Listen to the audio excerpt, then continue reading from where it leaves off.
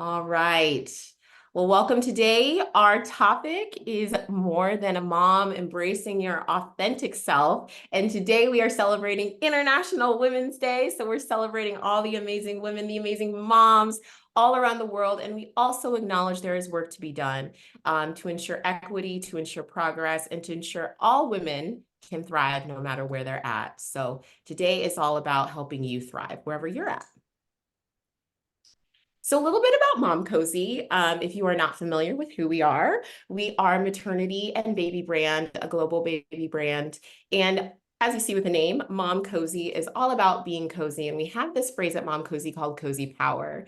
And it's all focused on encouraging moms to listen to their inner voices and follow them where they take you. Find the strength to achieve what we desire. Cozy means remaining true to who we are, no matter what life stage we're in, right? We may be pregnant, we may be newborn, we may have a 5-year-old, right? Be honest and authentic to yourself, no matter where you're at. And finally, Cozy Power means the love that we extend to every mom so she can be who she is. And here we really believe in putting moms first. So about us, we actually got our start in 2018 before the pandemic. And it all started with a nursing bra. Our founder saw nursing bras on Amazon. She's like, you know what? We can do this better. We can make a nursing bra and a pumping bra. We can be functional. We can be cozy, and we can also be fashionable. Since then, we've expanded our product line. We have everything from a pregnancy pillow to a nose aspirator for babies. But our staple is the wearable breast pump. You see these beautiful models holding. We now support 3 million moms in 40 countries all over the world, and we're committed to innovation, creating cozy designs from love, and we want to grow and reach an impact to make your life easier and all the moms' lives easier around the world. So what I do, my name is Laura Bar. I'm going to introduce myself. I'm the marketing manager here for North America, and I lead a program called the Mom Cozy Care Program. We recognize that we don't just want to be impactful in the product realm, but also the services realm. There's a lot of gaps for moms today, and this webinar is just one piece of a program to focus on holistic service to moms. So we do that through education. We are going to do more offline events, so catch us several places in the United States, partnering with community-based organizations, and we are partnering with large organizations to provide more support to moms. We most recently announced our partnership with the Baby Academy to provide free breastfeeding education online, so you can go at any time. They have, I think, 3 sessions per month to get the breastfeeding education you need, and we're just going to continue to grow in the services that we provide. And also, please scan this QR code, join our community. If you loved what you saw today, Laura's going to be moderating in our Facebook group.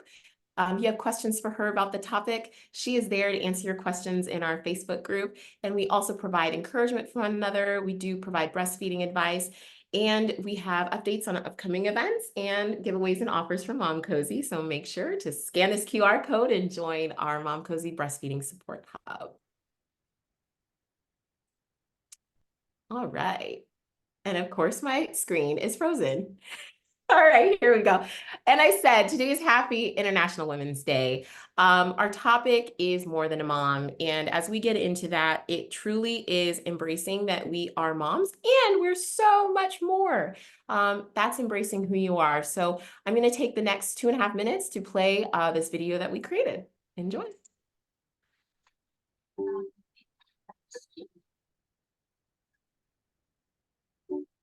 I'm a little bit nervous. I'm really excited. Oh, let me just get rid of these. They're so quiet, I honestly don't notice them. Can I get my handbag so I can get my lip? I'm not gonna find it in here, am I? Action. I'm Phoebe, and I'm a mom. I'm Jo, and I'm a mom. I'm Andrea, and I'm a mom. I'm Yanina, and I am a mom. Becoming a mother made me more determined to pursue my other goals and dreams. I wanted my kids to have a role model to inspire them to do whatever it is that they want to do. As mums, we face countless challenges, fears, anxieties, and unexpected obstacles. And that's why I believe that mums are the most powerful beings on the planet. I love how mums are embracing their infinite possibilities. Because becoming a mother has given me the profound sense of purpose. Naturally, people assume mothers are homemakers, and quite often we are.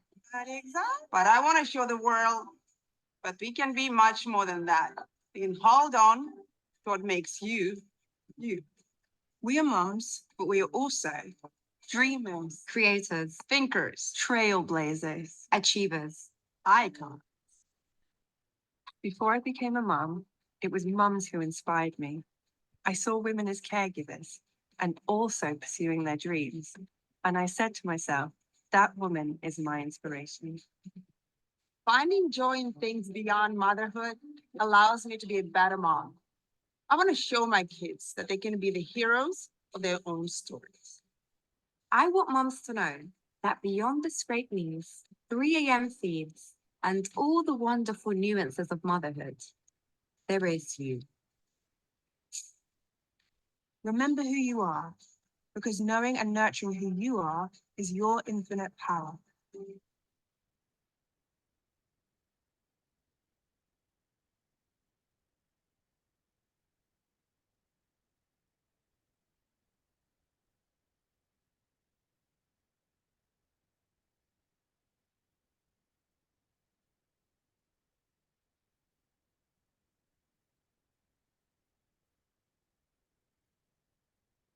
Cozy Power by Mom Cozy. Woohoo! Hope that video was inspiring to all of you. Ooh, sorry about this. All right, now we are going to get into our speaker. I'm here to welcome Laura Otton. She is a maternal mental health specialist and the owner for Therapy for Motherhood, a private practice based in Huntington, New York. She's earned her master's of social work from NYU and is certified in perinatal mental health through Postpartum Support International. She focuses on helping women adjust to motherhood and guiding them through the mental and emotional challenges of being the modern parent. As a mom of two, she knows firsthand how women need a warm, supportive village to thrive and achieve their dreams. She is honored to be a part of the village for so many. All right, everybody, please join me in welcoming Laura Otton. I see your virtual hands out there shining for her. Take it away, Laura. Thank you. All right, let me share my screen. Thank you so much for the introduction. And as Elena mentioned before, please there are a few points in my presentation where I'll be encouraging you to think about certain things for yourself, questions for you. Please write that in the chat. And if you have a question, use that Q&A function of the webinar too. So thank you for that lovely introduction. And let's get started. So Mom Cozy came to me asking if I could put together a presentation about a little bit about the insanity of motherhood. So here we are becoming moms, and it is a huge process, and how it influences all of our identities and all of our roles. And that video really captured it, right? These women who have multiple roles in life, and then how do we build our confidence and trust our intuition? So those are the things I'm going to be talking about today, and hopefully leave you with some things to think about for your own life. So I like to start with this wonderful term, matrescence, which I had to practice saying. It rhymes with adolescence, matrescence. And I stumbled across this word in my training where it refers to the process of becoming a mother. And if you think about it, yes, one day you weren't, and then one day you were. And when you became a mother on that day, everything changed. Grenade to your whole life. I wouldn't even call it a 180. I would say, that scale, we would rip it up and burn it because everything is different. Yes, that happened in the span of a day. However, I think all of you, whether you have that 3-month-old or a 30-year-old, can attest that this is a process that goes over the course of years. We are constantly changing because our child or our children are constantly changing, challenging us in new ways, giving us new strengths, new skills. We are constantly learning. And we know from research that we are changing on a biological level. We are changing on a neurological level. And I love this because this term finally acknowledges that. So if you're sitting there saying, I still don't know what I'm doing, or I thought I knew what I was doing, but now my child's doing this thing, you're not alone. In fact, that is normal and healthy to feel that way. You are always changing. And with the mere act of caregiving changes our brain. It changes how we know our child, picking up on their cues, learning from making mistakes and trying new things. And I think that's a wonderful way to encapsulate that this is such a profound change that spans the course of, if not years, decades. So over this course of years, we can often feel like we're not enough. We can feel like we're behind. We can feel like others are doing it better. And that is such a myth and such a lie to us. And this is not an exhausted list. We could go on and on about the ways that moms are not supported. We are not given that village. But these are certain things that I hear over and over again, and I bet many of us can relate to. There are such high expectations, such high standards for moms coming from social media, coming from the society around us. We often feel guilty about how we're feeling as a mother. We can list out all the things we should be doing differently, all the ways that we're failing, all the ways that we're not enough, and seeing that others are appearing to do it better than we are. You can find 100 videos on TikTok in 5 seconds about how you should be feeding your child differently, sleeping the child differently, changing their diaper differently, and then 100 others contradicting all of that. Often we get a lack of support from the workplace, especially in the United States. We do not get parental leave. Paid parental leave is not a guarantee, much less things like flexible work hours or opportunities for part-time work. So that can be also very hard for us. And women do take on the brunt of the mental load and often have an inequitable workload in the household. Feeling that we are the administrative assistants, we are the cruise directors, we are the planners, the researchers, the educators, the doers, the cleaner-uppers, everything falling on our shoulders. And that just suddenly kind of happening. And I feel that, and I'm often talking to the women I'm working with about making their household more equitable. And Eve Rodsky's book, Fair Play, is a wonderful place to start if you're feeling that when I'm talking about it. Like, ooh, that definitely describes our household. We also have the physical impact of pregnancy and birth. No matter how you gave birth, it takes a toll on your body, and we need support from society, from our families on healing and recovering from that. So these are just, like I said, the tip of the iceberg for sometimes us not trusting our instincts, for not trusting ourselves. So as I mentioned before, motherhood changes absolutely everything. There is nothing left unmarked. And I think it's important to recognize that we don't need to put a label of good or bad on something. We can just acknowledge that it's different. And are we acknowledging this, and are we embracing this, or are we fighting against it? All right. So recognizing that I've changed, my life has changed, and am I growing with this change? Recognizing that there's no point, and I'm sure moms here of older kids can attest, there's not a point at which you're done. I have older school-age children, and I'm not sitting back saying, I've got this mother thing. I know what I'm doing. Easy peasy. I've got this. It is always evolving. I'm always figuring out, how do my friendships play out in this? How does my exercise routine play out in this? How's my relationship with my partner playing out in this stage of development? And I love thinking about the phrase "and also" with motherhood. You heard it in the video. There was a chef who is also a mother, right? I am a mother, and also I am a ballerina, right? I like that rather than but. I love my kids, but I need a break from them. That sounds apologetic to me, rather than I love my child and also I need a break from them. I love my child, and my friendships are so valuable to me and they fill me up. So I'm going to carve out time to see my friends this week.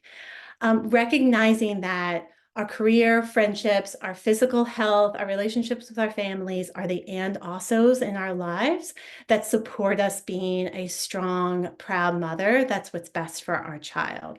So in that chat, please share some of your and also. What are some values that are important to you to give to the world or to give to yourself? And start thinking about it in terms of and also.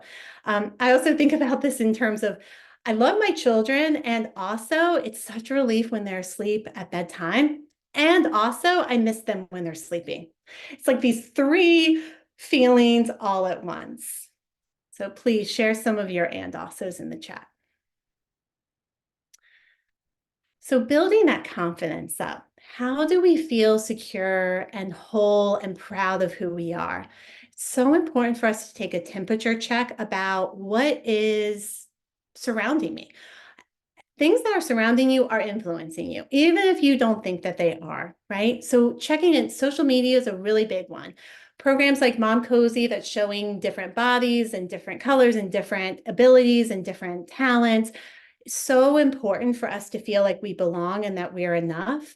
But a lot of social media is just showing a one version of what motherhood is going to look like. And check in with yourself about, your family of origin, your friends, this culture around you. Are they celebrating who I am? Am I being recognized? Am I being seen in this? Or am I leaving this experience feeling less than?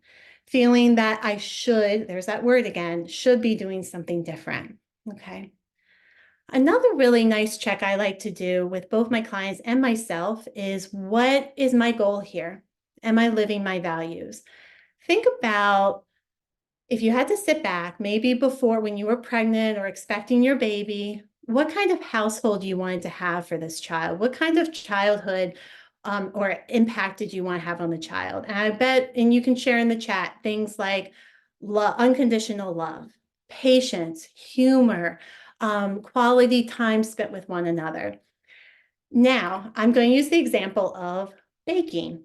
So if your goal with your toddler is to bake muffins to enter into a competition because they are the most tasty, beautiful muffins ever, that chef in the video, she cannot bake that cake with the toddler running around baking with her, okay?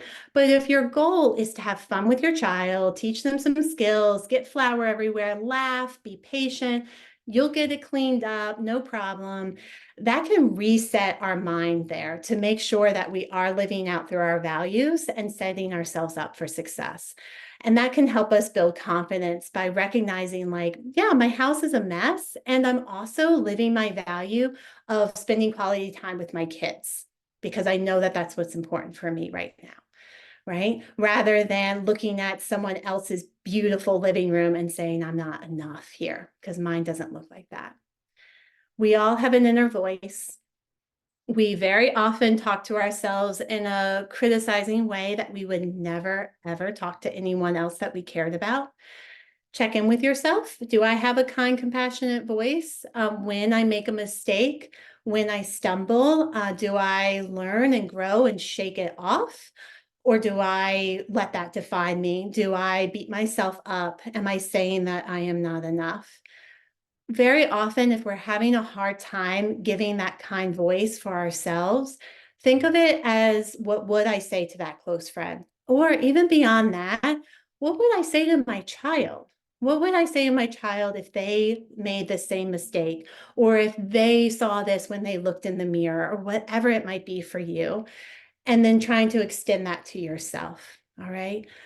We can't do this alone. Elena mentioned it too. We need that village. We need the supports. I'm going to talk about that a little bit later too. We need people to uplift us, celebrate us, and comfort us when we are struggling. All right. Who are your supports? Who are people that fill that up? And then we have people in our life, and they might even be important people to you that can drain us, and making sure that we're holding boundaries with them and we're letting in the help. We're accepting help. We're accepting those supports. Intuition. So we do have intuition, as I mentioned before. It doesn't get handed to you with the birth certificate of your child. You're not just born with intuition.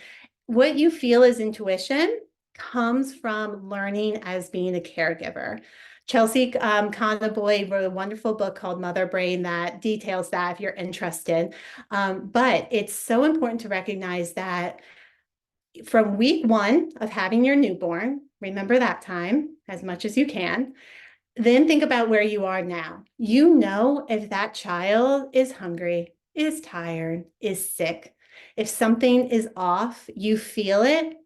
And intuition tells us the truth in a calm way. So even if it's difficult or hard, like, no, something's up with my kid, I need to take them to the doctor, right? I know something's up. I'm not going to just try to brush this off. I'm going to get there, right? And very often what we find is, yep, she actually has an ear infection. And Elena's laughing because while we were chatting before this presentation, she shared that exact story, right? I knew something was off. And that's because she has spent months watching and observing and getting information about her child. You all have that. You know when something's up, okay? So trusting that. Whereas anxiety sounds like all the scary things that can happen, all the what if this and what if that, Laura, but what if this, what if that, and it always ends in catastrophe.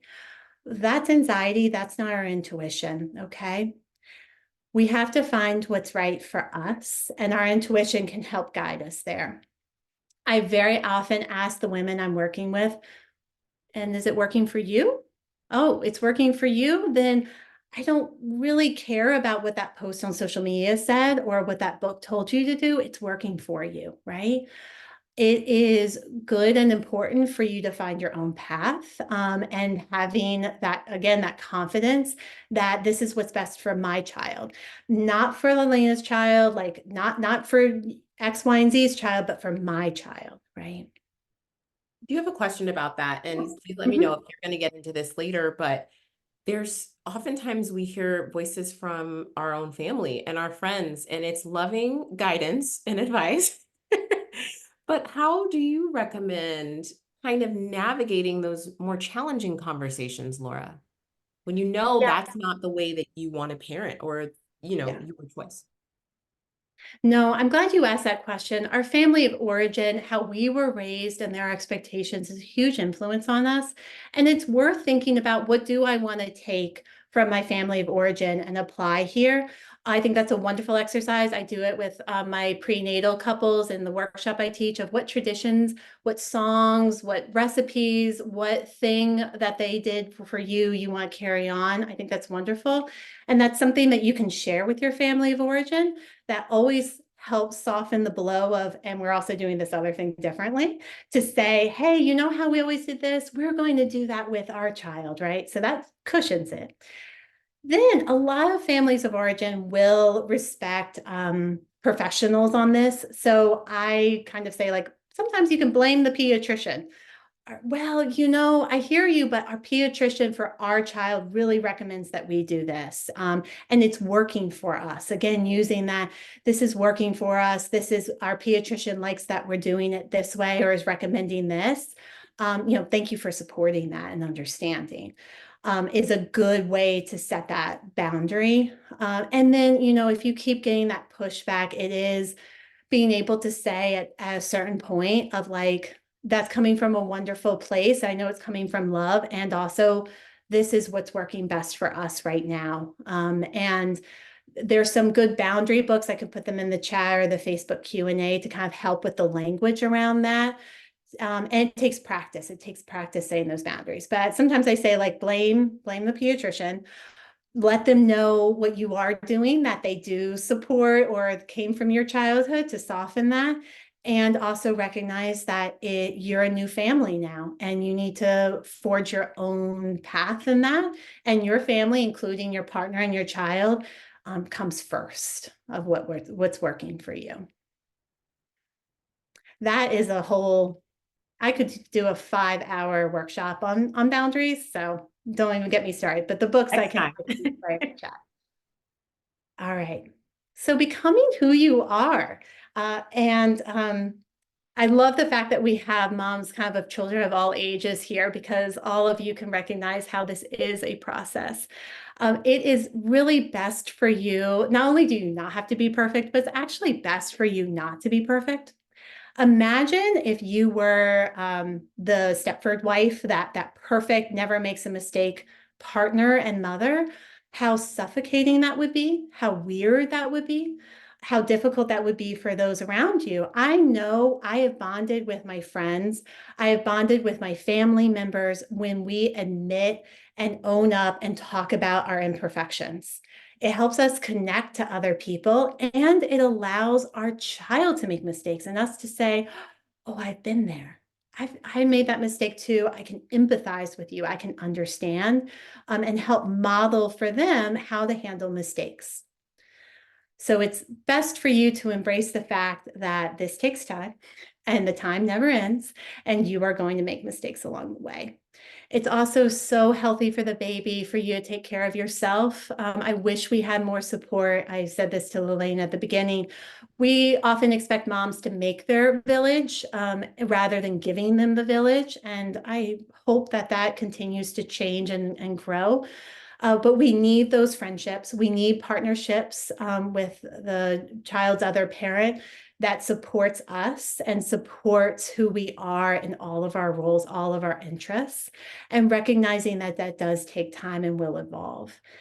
The other concept I love that I want to leave you all with is the idea of maternal ambivalence. And I referenced it before when I said, I really love when my children are sleeping, and then I also miss them terribly at the same time. I can't wait to get a vacation away from them, and I'm going to feel homesick for them the whole time, right? Haven't we all scrolled and looked at videos and pictures when we're away from our child? We can feel and should feel opposing feelings at the same time. And I'm constantly telling people and reminding myself that's a good thing.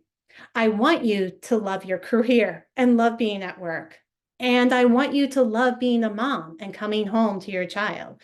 I wouldn't want to change either one of those things, right? Those are good things to feel. It is a superpower for us humans to be able to hold opposing emotions at the same time. So think about embracing the maternal ambivalence rather than trying to fix it or solve it. I shouldn't feel this way. Oof, no. I feel this way because I love my child. Oh, I feel this way because exercising makes me feel so good. I feel this way because I value my friendships, right?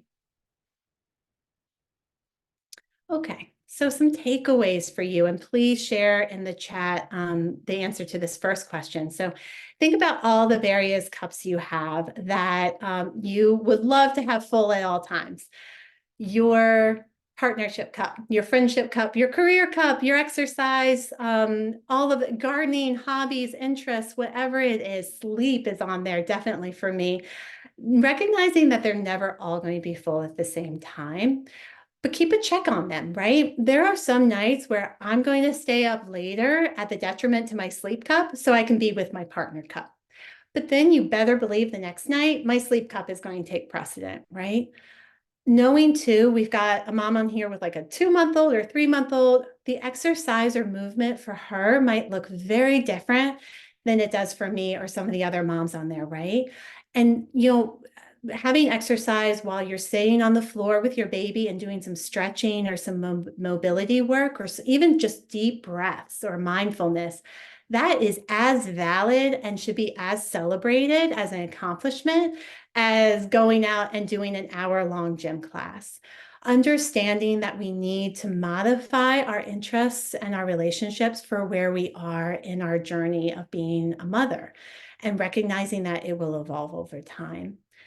As I've said before, this is a big theme of today, having that village of other moms and other parents who are supportive of us. These are the people that you can share your silly stories with, your frustrating stories with, the ways that you screwed up or the way that your child's driving you insane, and they can laugh with you, support you, hold you. And they share themselves too. They share being a real person with you as well. And as I mentioned before, if we were all perfect, that would feel very lonely and isolating. It's when we're real and share our vulnerabilities that others are able to connect with us. So we all need that village. Check in on your inner voice. If you are someone who is berating yourself, thinking of all the shoulds, feeling all the guilt, please, therapy is a wonderful support to help address that, and make sure that you're learning tools to help you along with that too. And finally, we all deserve the support to follow our dreams and passions. Knowing that we are getting that support and filling those cups up for ourselves, as we saw in the video, makes us better parents. I know I'm a better mom when I have exercise that day, when I've had alone time with my partner. That changes who I am as a mother. And it's so important in my parenting. It's also valuable because I'm a human and I deserve to have my interests and my needs met. And recognizing that we are separately from motherhood, we are women and we are worthy to take up space, and we deserve to receive support around that. So, thank you so much for letting me talk about all of Wow. that. I really appreciate it. I do love, Elaine, you said you're like, you seem passionate about this. I'm like, oh, I am. I love all of this, and I'm so glad to have an opportunity to talk about it. Oh, thank you so, so much, Laura. You know, when you talked about the cups, what I got from that is sometimes those are really big cups and that years you may be trying to pour into the mom cup and the career cup, maybe a little, it's okay to leave it there. And just to release the expectations on yourself and really allow yourself to just be. So thank you. I know it's just such a wonderful takeaway. I have like a million notes in my mind. Thank you so much. With that, I do want to introduce our amazing special guest, Arianna Criscione, and she is a former pro soccer player, a goalkeeper. She is the founder of Bel Air, a head of strategy at Mercury 13, and she's also a very proud mother, and we are so excited to have her here today. Welcome. And before we get into questions, I want you to introduce yourself. I know a lot of times presenters introduce the guest, but who are you? Why don't you share a little bit about yourself?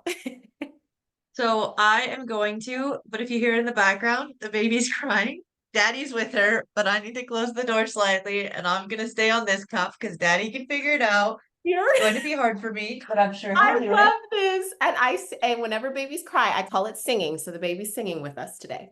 Well, it's so hard as moms. I feel like it like pulls us more. Like I'm gonna hope that he figures it out, but if he doesn't, I'll be right back. No. So yes, okay.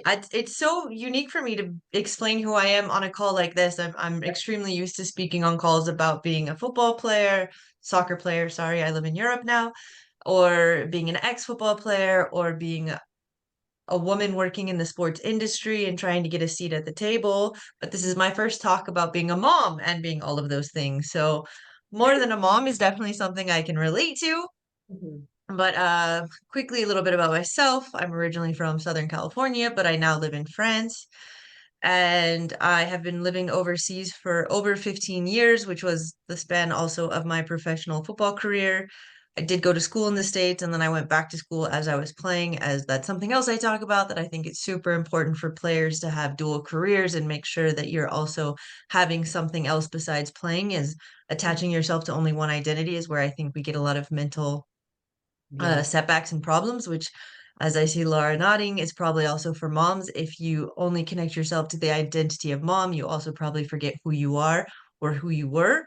And so that evolution of ourselves is very important. I'm going off on a bit of a tangent, but I'm not that exciting. So You are you guys good. can more than welcome look at Wikipedia for all the little Yeah. random things about myself. I love it. Well, you brought up more than a mom, and your journey has certainly encompassed that. So when you say more than a mom, uniquely, what does that mean to you? So I think more than a mom really means a lot of things, but I also think it's super important that it sometimes you can just be a mom, and that's super okay. And that we also have to be like in that moment, I'm just a mom, and that is so important and so exciting for me and for my little one. And to the little one, you are more than a mom, you are everything. And I think we say that, but it sounds so silly. And it's what my mom says all the time, because currently my husband gets sad when the baby follows me in the room and she doesn't pay attention to him. But my mom's like, you're her food source. You are her lifeline. You are everything that she knows about the world. So you literally are everything to them. And my baby's 5 months old and we're still fully breastfeeding. She started to eat a little bit. And so when I step back and think that I do all of these things just for this little human, that's already a lot of stuff. So being just a mom is a lot is more than anything that you can ever ask for. Anybody can and probably ever will, more than your children ask of yourself. And then when I think about all the other stuff I do, there's a lot, but I just want to recognize that if you're just getting by with just being a mom, you're doing a lot and that's okay. Because sometimes when I do say all the things that I do on the side, I step back and say, sometimes I wish I didn't do any of those and I was just a mom and I just got to embrace her. And then for me personally, and I know what fills my cup, if I don't do those things and there was a leaky hole in all those cups, I don't think I'd be a good mom because I need to make sure I have lots of cups. Otherwise, my brain starts to twitch. And I've just always needed to multitask since I was a child. And so focusing on one thing would make me terrible at that thing, I think. I love it. Now I'm envisioning you with all these little cups around you that you need to keep pouring into, which kind of leads me to my Probably. question. You have so many roles and it sounds like you just love doing and balancing these roles. When there's a lot of cups, maybe there's too many cups going on, and you start feeling the stress rise, how do you navigate that? How have you navigate that, or even the transitions? Like when you became a mom, that's brand new cup that gets added to the mix. So just how do you navigate all of those roles? Yeah, I would love for Mom Cozy to help me create a cartoon. And I just imagine like on a one cycle, and like having these trays of like, massive cups with water falling out and trying to keep them balanced and then somebody adding more to it. Because that's what it feels like sometimes. Yeah. And sometimes it feels like I hit a big rock and then like a cup falls over and all the water goes out, or I just go head first into something real hard. But not all the cups break and somehow they bounce and they're plastic, or I don't know. And some of them are glass and they shatter. They But shatter. I think I just wake up the next day and try to figure out what needs to get done that day and prioritize what are the most important things that need to get done.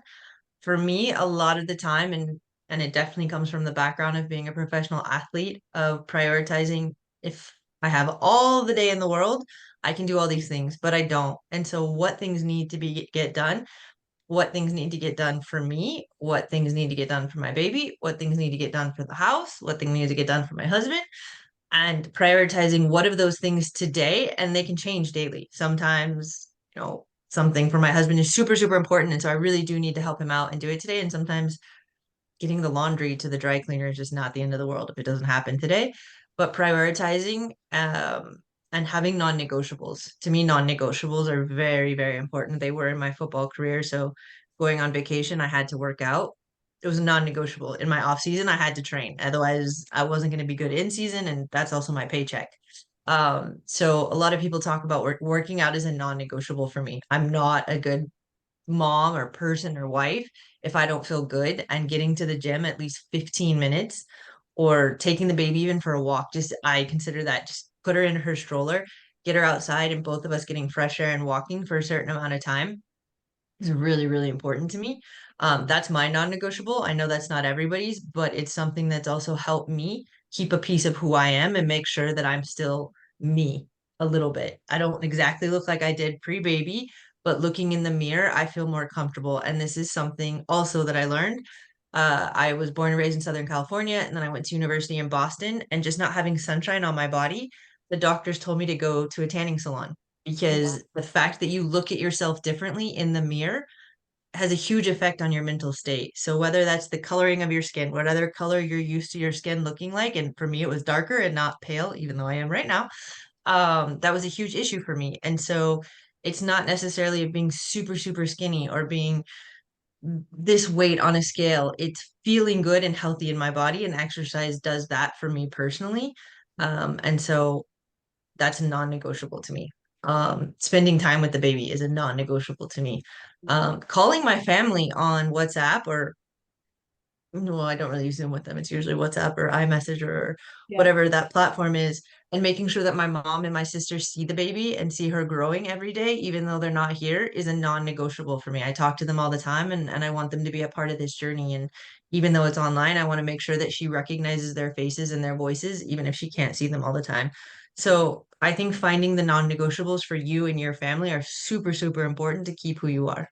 Yeah, I love That that. that goes back to, if I can jump in, the values, right? And we rarely have, oh, I value that the laundry is always done. You know, we don't look back and wish that the laundry had been done. We look back and say, my partnership, my family, exercise, those are values that are, like you said, non-negotiable. Those are the glass balls. Can't let them drop or they'll shatter. And other things like laundry and tidiness, those are plastic. Away. Let them fall and they'll bounce. So I like how you said that. Exactly. So, I felt this. I remember after I had my baby, I just felt swallowed whole. I was not used to this role, all encompassing. I was everything to this person. I still am everything to her. But there are mothers, and you just feel swallowed whole by this role. And maybe I want to go back. I want to get my career. I wish I could see my friends again. And sometimes motherhood just swallows us up. That's just the reality of it. What is your advice, Arianna, to moms today who feel just kind of swallowed up by this just immense magnitude of motherhood? From your experience, what has kind of helped you through those moments where you just really felt swallowed up into it? So I think having a really good system behind me, which Yeah. also not all women, I mean, if you're a mom out there and you're choosing to do it on your own or by circumstance, you're doing like, dear Lord, do I take my hat off to you because I would not be able to do it without my village. So the first thing I would definitely find whatever village looks like to you, big, small, blood, not. For me personally, it is the village around me when I start to get overwhelmed and asking for help or messaging my partner and just telling him I'm not having a good day. Like I was walking the baby the other day in the mall and I just wanted to start crying for no reason. And I messaged him like, I don't know why I'm crying. And being an athlete and like being strong, and I never cried. I tore my knee, had surgery, blood broken. I never cry. And now I'm walking through the supermarket and I see a puppy and I'm crying. Or I see anything to do with children and they're hurt and you cry. Like I cry all the time now, and that's super frustrating dealing with crying already, but like not Yeah. being able to control those emotions Yeah. is very, very hard for me. And so learning to reach out and say that it's a tough day or that I'm not happy or asking for help Mhm. is really important. My hair's falling out all the time is really, really difficult for me. Like just having these gobs of hair, and then I think I'm sick, and then I try to go online and do some research, which you barely have time to research something. And then So it's we like, get well, the don't take it if you're breastfeeding. Cool, cool, cool, cool. Like right, contact your doctor. Cool, cool. My doctor wants to talk to me just so I can grow my hair. Like that's ridiculous. right. She's got way Yeah. more important things. Um, Yeah. so all of these things, but just for me, reaching out and asking for help has been really helpful to get out of those gray periods. Oh, thank you for that. I guess my last question is, we have limiting beliefs. For me, when after I did have my baby, I was like, oh my gosh, maybe I am not made for the workforce right now. And maybe I just can't do this. Maybe somebody won't believe in me anymore, right? I don't have the hustle that I had before. All of us have limiting beliefs. And as a professional athlete and all the things you do, you know a thing or two about grit and winning and overcoming limiting beliefs. So I want to hear from you, what from your experience, and how do you overcome those beliefs that kind of make their way through your head? They're lies, but they're there anyway. So I actually posted this quote today, International Women's Day, on my Instagram. Had to post a picture of a bunch of amazing women. And the quote I used today actually comes from Marilyn Monroe. And it's a wise girl knows her limits, but a smart girl knows that she has none. And so I think that's what it is at times you do have limits or you have to put yourself in boundaries and understand that you're having a tough time and you can't get past that or what that is. But at the end of the day, you know that that will pass and that you can move on Yeah. and that nothing lasts forever, the good or the bad. It will pass, the good or the bad, and maybe live in the bad just a little bit so that when the good comes, you're so much happier to be there and you can be so much more thankful for when it's there and embracing you because it happens. And even now, looking back, my baby's 5 months, and for all the moms out there, you know how quick, like 5 months seems like 5 years, and the amount that she's changed. And looking at photos from 5 months ago, which 2 years ago, 5 months ago was nothing, but now that's like a lifetime in this little monkey's life. And everybody, I call my baby monkey, and that's the image I use of her, so I say monkey. She is my little monkey. And it's just amazing how she changes, but it's also so sad. So I think back of those nights that I was wanted to bang my head against the wall because she's screaming and crying and I can't get her to go to sleep. And now those are gone and I'm not going to have them.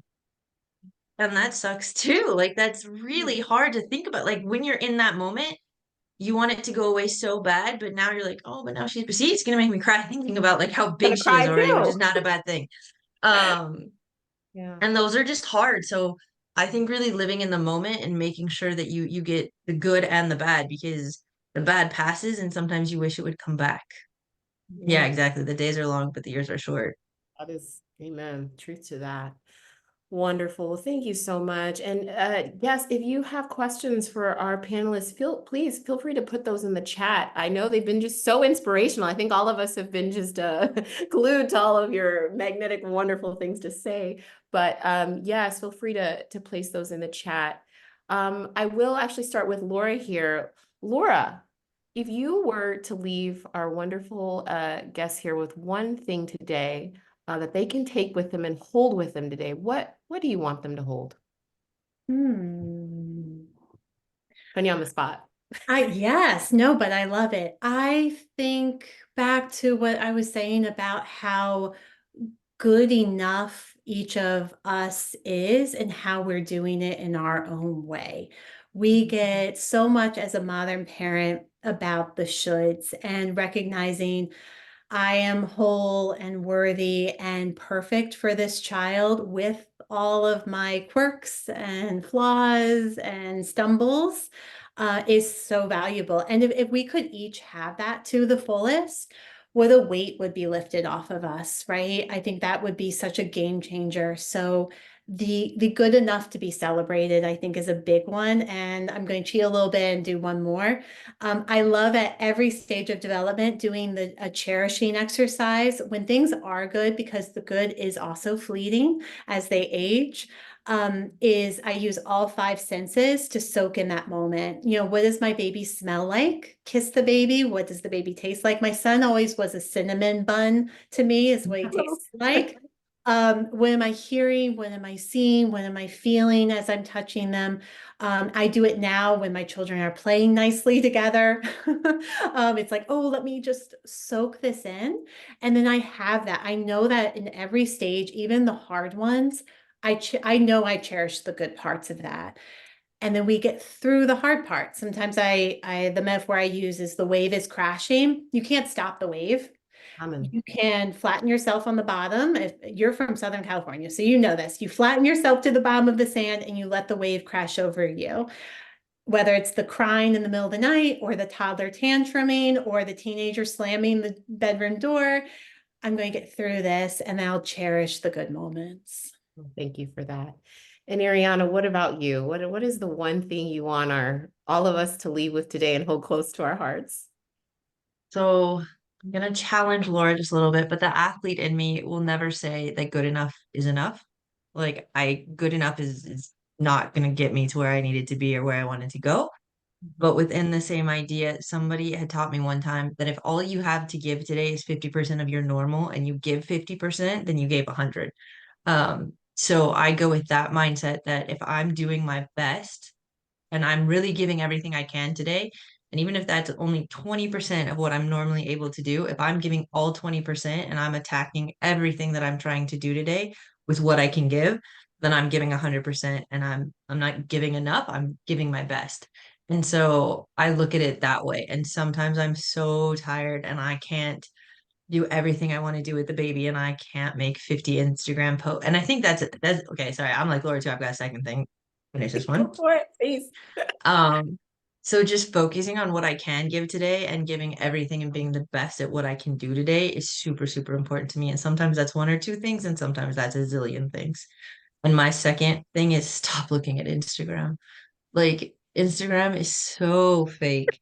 and so not the reality of what moms really go through, and half the crap on there that people put that your baby's bedroom should look like this or should look like that.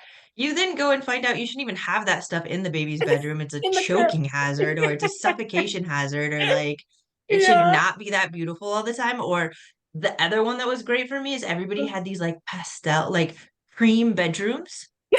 And then I went and I read that that's like the worst thing for your baby's learning Oh, because that color doesn't work. Like they actually need color. And I was like, oh, thank God, because I really want my baby's room to be colorful. Yeah, and the baby isn't even sleeping in the bedroom. Exactly. Or for others, they get the baby sleeping in there like at 2 weeks and then they're telling you that you should be doing this or whatever.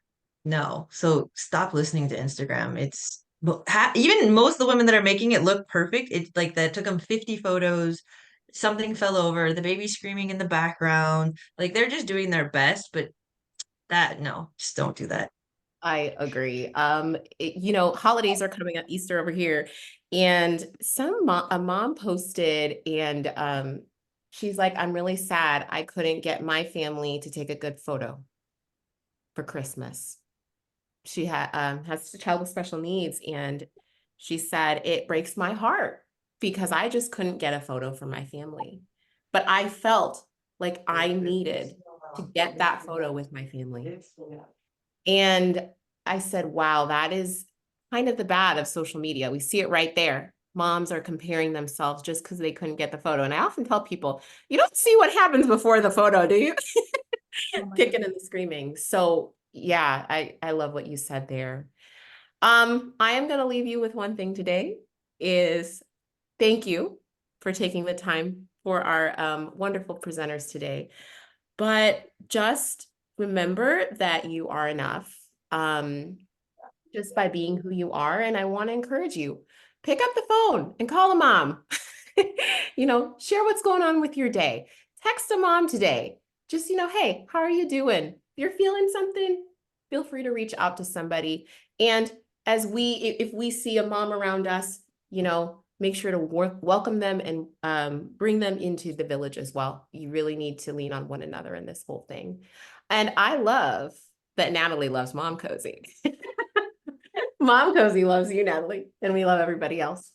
All right, with that, I'm going to go. We are going to have this recording.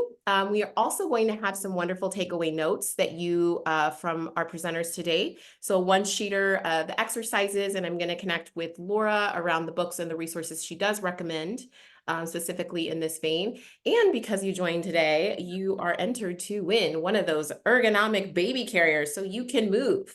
You can get out there and take a walk and do your movement as well. With that, thank you all, and you have a wonderful, wonderful rest of the day or night. Thank you so much. Bye.